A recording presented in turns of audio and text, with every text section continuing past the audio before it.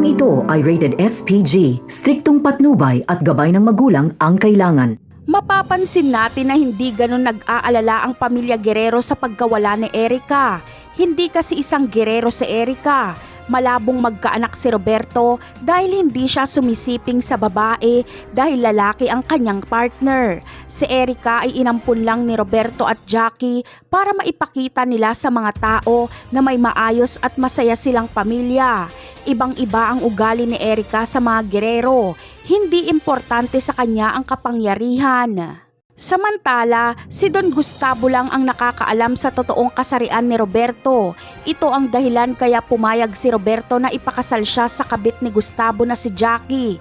Itatago ni Don Gustavo ang sekreto ni Roberto kapalit ng pagsunod ni Roberto sa lahat ng utos ni Gustavo. Talaga nga namang kakaiba ang pamilya Guerrero. Ano-ano pa kaya ang mga sekreto nilang tinatago? Samantala, palpak ang Red Phoenix na mapatay si Santino at mabawi si Erica.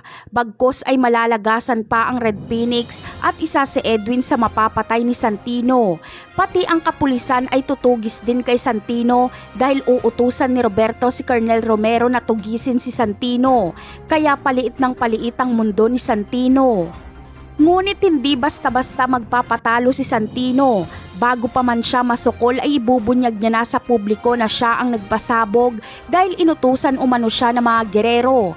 Magpapa-interview si Santino at Erica sa media. Si Erica ang magpapatotoo sa mga sasabihin ni Santino, kaya tatraidorin ni Erica ang sarili niyang pamilya.